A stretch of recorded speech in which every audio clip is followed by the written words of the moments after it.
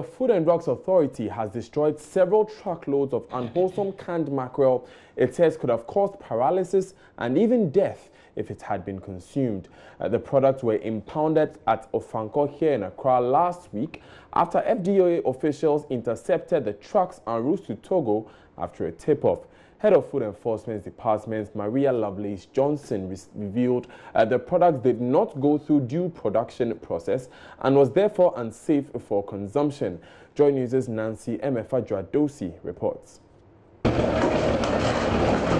So that is the last batch of the 4,500 unwholesome canned fish imported into the country that was impounded by the Food and Drugs Authority and started crashing it by yesterday.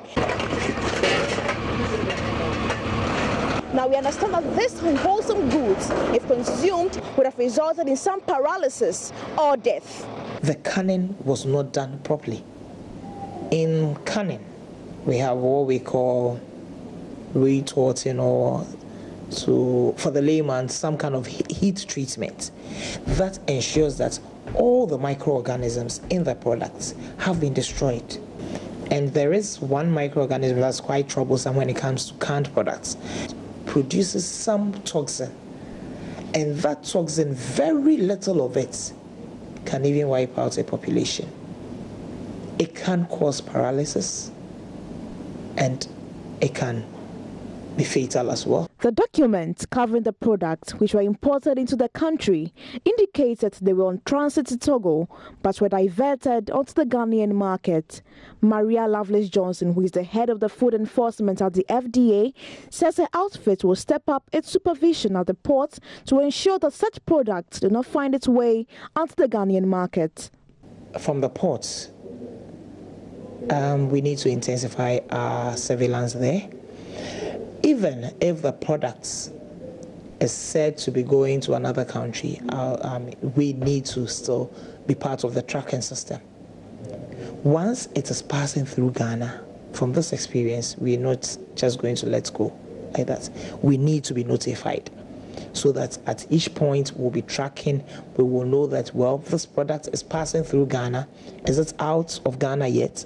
Once it is not out of Ghana, we will know that the product is here, and our PMS units will be on them and will do proper enforcement. She, however, says the importer will be made to face the full rigors of the law. He has to pay a fine or go to jail, or both, and each count might have its own offense, as in its own penalty. But it's a huge amount of money, actually. Now, if you've ever pressed the center of a canned product you purchased and felt an up and down movement, then there are fears you might have purchased a harmful product. Head of Food Enforcement Maria Lovelace Johnson, whom we just heard, says seal testing is very important. Now, we have Madam Lovelace Johnson here in the studio with us to help us answer some more questions. Thank you, ma'am, for your time. Thank you. So how did these cans get on the market in the first place? The importer said he was going to send them to Togo, Benin, and other countries.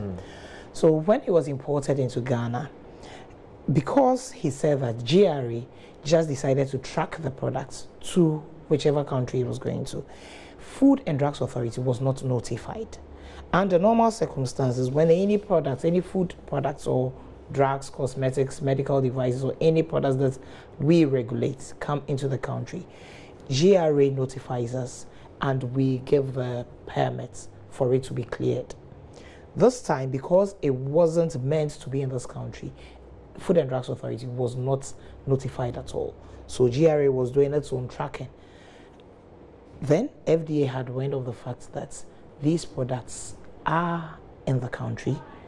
The So Nice is actually on the market, and Asahi is somewhere in Accra as well. So we then had to quickly act and get hold of these products and confiscate them. But the Asahi was so smelly, it had gone very bad, putrefaction had taken place, and really the smell was awful. So we just had to do the destruction quickly before anyone even decides to take some of the products in. What of the So Nice mackerel? The So Nice was confiscated as well, but that was taken from the market. So we're still in the process of recalling from the markets. So there are still some cans of So Nice on the market? There are still some cans, we believe. That is why we've asked consumers to beware of So Nice mackerel. Now, you said GRA was supposed to have tracked the products. So how did GRA lose track of them? Because it's also in their interest that the products pass through the country, right? Well, that is, we all have different mandates. We have different goals. Our goal is to protect public health and safety. GRA's goal is to get the necessary revenue into the country. So we haven't even gone there. We're just concentrating on how best to protect the public health and safety. So the only thing is this, because FDA was not notified of the products that had come in, because the assumption or the declaration by the importer was that it wasn't going to stay in. We didn't get into the picture at all until we found the products in there. So I guess GRA will be dealing with them as well, but from another angle. Is this something that can happen? Because it looks like it can be a modus operandi for any person who may even want to elude GRA's fees as the port. Well, now that we have had this experience, we're not even going to let go of such products anymore. We will really do our own tracking as well, because if anyone does whatever has been done by this importer, then we are in big trouble. So we're also going to do the tracking. But is this the first time you're getting a case like this? It is the first time you're getting a case like this. This is the very first time. Well, some would say that it could still occur to us that maybe FDA will do its own tracking. Yes. Even on some absolutely. of these that is what we are going to do from now. Now that we've seen that people can just be as naughty as that, then we're going to do that. So that we'll not just rely on GRA's own, we will do our own as well. Right, now you mentioned that it causes paralysis, it can even cause death. How does that happen? There is this microorganism called Clostridium botulinum. Actually, let me start from when any product is being canned, there is a heat treatment that goes on, and that heat treatment is to ensure that all the microorganisms or germs, so to speak, are killed or destroyed totally. Most of these germs they thrive in air, or there should be oxygen, just like any human being. And meanwhile, there are some too that thrive even better when there is no air, or when oxygen is not present. Okay. One of them is this Clostridium botulinum we're talking about. So as soon as the condition is created such that all those who love air have been eradicated, then it doesn't even have a competitor. So it now would thrive very well in such conditions. So in any canning process, the microorganism of importance is that Clostridium botulinum. So if something goes wrong, then it means it's going to really have a lot of time and space to grow and multiply. So when it is in there, it respires. And as it respires, more air is created, or gas is created, and then it gets the can to bloat to the extent that the can can just explode at any time. So a good canning process, or every manufacturing process that is into canning, will ensure that this microorganism is nowhere near the product. It has been totally eradicated. And then also there is also the possibility of post-process contamination. After the canning, there is the seam of the can may have some defects, and so the integrity of the seam could be compromised, and some microorganisms could find their way in as well. And as they respire, they will be producing carbon dioxide, and the gas will be in the product, and the product will be bloating till the time where the product can even explode on its own. But it starts little by little. Okay. Now, how soon can we detect this? Because there could be that fear that there could be some on the market already, but it hasn't gotten to the point where cans are bloating or they're going bad before we see that. Okay. Let me just make it clear that such a case is very rare to start with. It's very rare because every good canning process will target that microorganism. So it's a rare occurrence. However, if you want to detect, when you get a can, then you tap the top or the bottom. And then if you hear anything like tick tock, as it goes in and it comes out, then you know that there is a problem somewhere. Some kind of air has found itself in it. So that's the first sign. So it's supposed to be stiff when you press it? Yes, it's supposed to be stiff. All cans are, actually. All cans are. So, if you have these jars, the kind of feeling you have is like when you have a jar, those tamper-proof jars.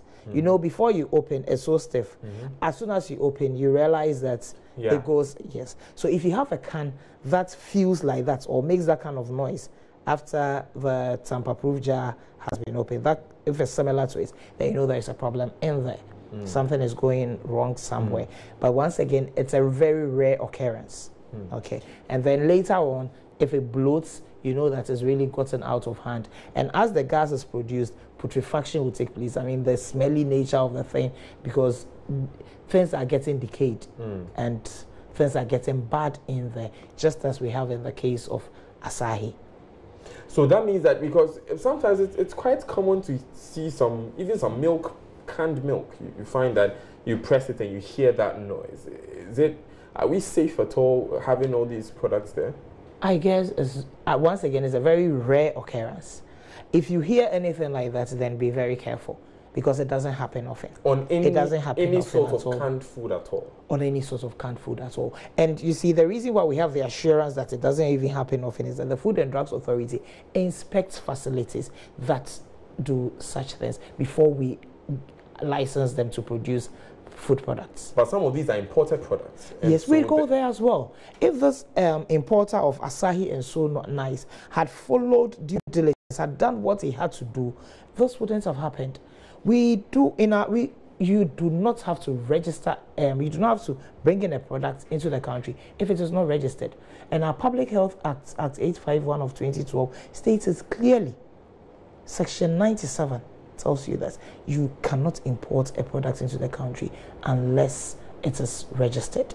And our registration process has three main arms. The first one is to take the product to the laboratory to see if the product meets the parameters that they have to meet and see if it is safe. That's the first one. The second one, we do a label evaluation. Look at the label. Is everything there okay? The required information, is it provided? How is it looking like? We do a can examination and all that, and look at the products and everything there. And the third one is the inspection of the sites. We go wherever it is done. We go and do an audit, especially when it's even imported, not just an inspection. That could be a snapshot inspection because they know inspectors are coming.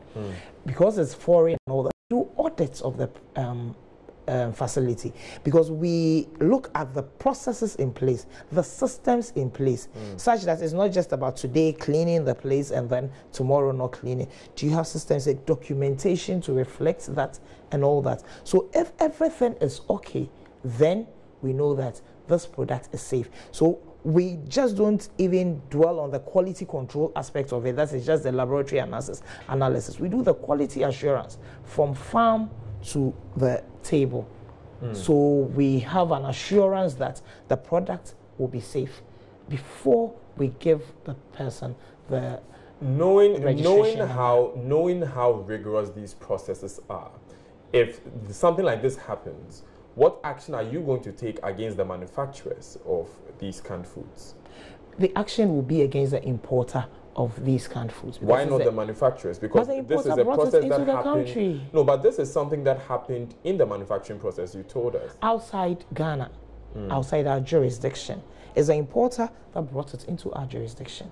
So the importer will be held liable. Right.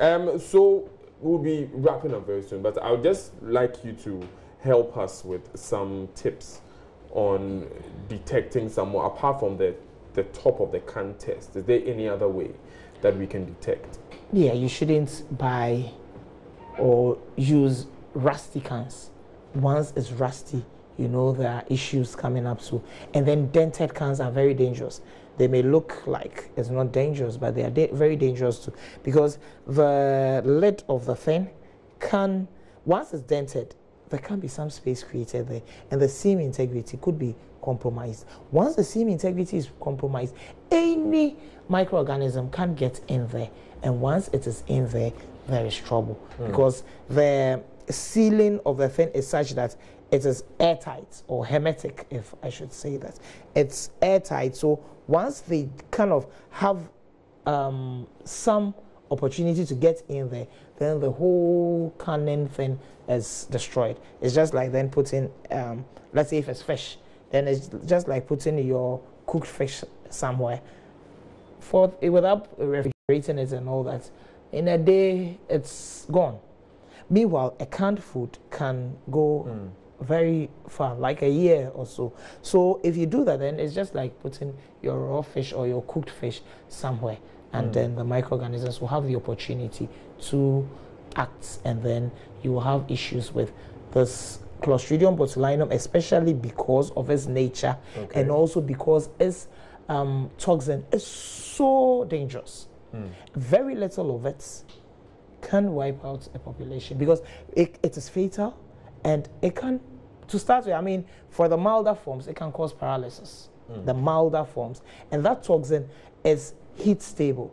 No matter how you heat it, it will not be destroyed. Wow, that's interesting. And finally, in your final words, please tell us about the tracking of the food that will enter the system. You were mentioning that you would want to start doing that alongside the GRA, of the food that enters our ports. How soon are we going to see something like this on the market? As soon as practicable. We have an import-export department that is in charge of that as well. So it will be done as soon as practicable. I mean, really, FDA will act swiftly. We will not just sit down for this to happen again. But we are still not hearing a definite timeline. As soon as practicable, for all you know, because, well, this is a crisis we are dealing with. I guess, I'm sure that by next Monday or so, but I don't even want to promise for now. Import and Export Department, it's really actually on its way to implementation. So in a matter of days? It's a matter of days, because this is about public health and safety. Something like this is emergency. It's a public health emergency issue, and we need to deal with it quickly, swiftly. Thank you very much, Madam Maria Lovelace Johnson, for your time. She's the head of, she's with the Food and Drugs Authority. Yeah, thank you very much for your time.